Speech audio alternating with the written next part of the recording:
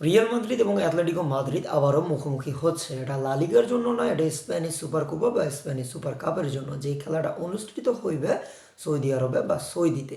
তো এই ম্যাচটা একটা ইন্টারেস্টিং ম্যাচ হতে যাচ্ছে, কারণ এই ম্যাচটার আগেই যেটা অ্যাটলেটিকো মাদ্রিদের সাথে মাদ্রিদের খেলা হয়েছিল, সেই ম্যাচটাতে রিয়াল মাদ্রিদ 5-2 গোলের মাধ্যমে হেরেছিল। তো তারা চাইবে এই ম্যাচটা জিততে এবং ওই ম্যাচের বদলা নিতে। কিন্তু কথা হলো, তারা কি পারবে অ্যাটলেটিকো মাদ্রিদকে ডিফেন্ড করতে? চলুন এই নিয়ে একটু হালকা পাতলা আলোচনা করা যাক। প্রথমে আসা যাক রিয়াল মাদ্রিদের অ্যাটাক লাইনে।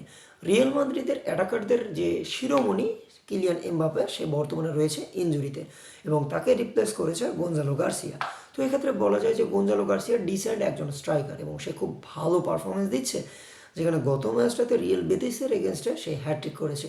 কিন্তু সে যে ডিফেন্ডারগুলোর এগেনস্টে হ্যাট্রিক করেছিল, সেই ডিফেন্ডার এবং বর্তমানে অ্যাটলেটিকো মাদ্রিদের যে ডিফেন্ডার রয়েছে, তাদের মধ্যে রয়েছে আকাশ পাতালের তফাৎ। অ্যাটলেটিকো মাদ্রিদের ডিফেন্ডারগুলো অনেক লম্বা চৌড়ো, যার ফলে আমার মনে হয় যে রিয়াল মাদ্রিদের যে গোঞ্জালো গার্সিয়া রয়েছে, তার হেডার পাইতে অনেক বেশি কষ্ট হবে। অন্যদিকে যদি যাওয়া যাক, সেক্ষেত্রে হচ্ছে ভিনিসিয়াস জুনিয়র। ভিনিসিয়াস জুনিয়র একটা সমস্যা হচ্ছে, সে লাস্ট 18 ম্যাচ ধরে কোনো পারফরমেন্স দিতে পারেনি, যার ফলে তাকে রিয়াল মাদ্রিদের ফ্যানরা ওই রকমভাবে আর সাপোর্ট করতেছে না। এমনও নিউজ শোনা যাচ্ছে যে তাকে নাকি চেলসি $160 মিলিয়ন বিনিময়ে কিনতেও চাচ্ছে। তো আমার মনে হয় এমনটা হতে পারে যদি স্প্যানিশ সুপার কাপে তার পারফরমেন্সটা খারাপ আসে, এবং আমার মনে হয় না তার পারফরমেন্স খারাপ আসবে। অন্যদিকে রয়েছে আমাদের রদ্রিগোকে নিয়ে যদি কথা বলি, সেক্ষেত্রে বলতে হবে রদ্রিগো বর্তমানে ফায়ার মুডে আছে এবং তার যে গোল এবং তার যে অ্যাসিস্ট দেওয়ার অ্যাবিলিটি, সেটা আগের থেকে অনেক ইমপ্রুভ হয়েছে এবং সে লাস্ট ম্যাচেও 2টা অ্যাসিস্ট দিয়েছে এবং 2টা কিন্তু সেট পিস থেকে এসেছে। তো এক্ষেত্রে বলা যায় যে রদ্রিগো অনেক ডিসেন্ট পারফরমেন্সই আমাদেরকে দিবে।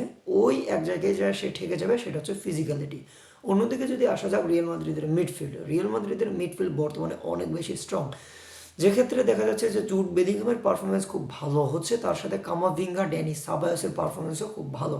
ড্যানি সাবায়োস এবং কামাভিঙ্গার একটা বিশেষত্ব হচ্ছে তারা প্রেস রেজিস্ট্যান্স একজন মিডফিল্ডার, যাদেরকে প্রেস করলেও আপনি তাদেরকে প্যানিক করাতে পারবেন না, মানে তারা প্রেস সহ্য করতে পারে। অন্যদিকে রয়েছে রিয়াল মাদ্রিদের জেনারেটর চুয়ামেনি যদি পারফরমেন্স ভালো হয়, তাহলে রিয়াল মাদ্রিদের পারফরমেন্স ভালো হয়, এবং চুয়ামেনি যদি পারফরমেন্স খারাপ করে, তাহলে রিয়াল মাদ্রিদও খারাপ করে, যেটা আমরা অ্যাটলেটিকো মাদ্রিদের এগেনস্টে দেখতে পেয়েছি, যেখানে তার পারফরমেন্স খারাপ হওয়ার কারণেই কিন্তু আমরা ম্যাচটা হেরে গিয়েছিলাম।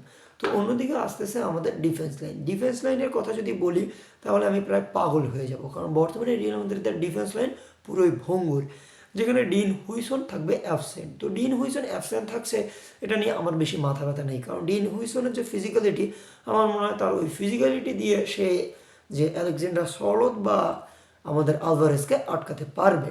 অন্যদিকে যদি যাই, তাকে রিপ্লেস করতেছে আমাদের রাউল অ্যাসেন্সিওর মতো ডিফেন্ডার প্রয়োজন অ্যাটলেটিকো মাদ্রিদের এগেনস্টে, কিন্তু সে একটু বেশি মাথা গরম করে ফেলে এবং এমনটার ফলে সে যদি ফ্লাম্বেল করে ফেলে, আমার মনে হয় সে একটা খুব বড় ভুল করতে যাচ্ছে, কারণ তার একটা ভুল তার কনফিডেন্স লেভেলকে আবারও ডাউন করে দিতে পারে। কারণ তার সাথে পেয়ারিং রয়েছে রুদিগার, যেক্ষেত্রে রুদিগার তো পাগলামো করবেই, এবং আমার মনে হয় যে রুদিগার পেনাল্টিও দিয়ে দিতে পারে, কারণ রিসেন্ট কিছু কিছু ম্যাচে আমরা দেখতেছি যে রুদিগার বেশ কিছু মিস্টেক করতেছে। এমন মিস্টেক যদি অ্যাটলেটিকো মাদ্রিদের এগেনস্টে করে এবং অ্যাটলেটিকো মাদ্রিদ যে ডেডলি কাউন্টার অ্যাটাকগুলো দেয়, সেগুলো আমার মনে হয় না যে তারা আটকাতে পারবে। তো এই ক্ষেত্রে যদি বলি, রিয়াল মাদ্রিদ এইসব বিষয়ে ব্যাকফুটে রয়েছে, এবং অ্যাডভান্টেজে যে বিষয়টা রয়েছে, সেটা হচ্ছে রিয়াল মাদ্রিদের থিবো কর্তোয়া রয়েছে, রিয়াল মাদ্রিদের রয়েছে জুড বেলিংহাম, রিয়াল মাদ্রিদের রয়েছে আমাদের ক্যাপ্টেন ভালভার্দের কথা যদি বলি, যখনই অ্যাটলেটিকো মাদ্রিদের সাথে খেলা হয়, তখনই ভালভার্দের একটা আলাদা মুড আমরা দেখতে পারি। তো এইসব বিষয় হচ্ছে রিয়াল মাদ্রিদের স্ট্রেংথ। আর অন্যদিকে যদি অ্যাটলেটিকো মাদ্রিদের ক্ষেত্রে বলি, তো অ্যাটলেটিকো মাদ্রিদ যখনই রিয়াল মাদ্রিদের এগেনস্টে খেলে, তখনই তারা বেস্ট মুডে চলে যায়, তখনই তারা প্রাইম বায়ার্ন মিউনিখ হয়ে যায়, তখনই তারা 2015 সালের বার্সেলোনা হয়ে যায় এবং তারা একদম রিয়াল মাদ্রিদকে ডিস্ট্রয় করে দেয়। তো আমার মনে হয় না যে এই ম্যাচটা রিয়াল মাদ্রিদের জন্য খুব সহজ হবে। তবুও as a Real Madrid fan আমি আশা করবো রিয়াল মাদ্রিদ যেন এই ম্যাচটা জেতে, এবং আমি আশা করতেছি রিয়াল মাদ্রিদ ম্যাচটা জিতবে, কারণ রিয়াল মাদ্রিদের এক্ষেত্রে যে লেফট উইঙ্গে ওভারলোড, সেই ওভারলোডটা আর নাই, মানে কিলিয়ান এমবাপ্পে আর নাই। কারণ কিলিয়ান এমবাপ্পে যতই গোল করুক, সে ভিনিসিয়াস জুনিয়রের দিকে চেপে আসতে থাকে এবং ভিনিসিয়াস জুনিয়র পারফরমেন্স খারাপ হয়।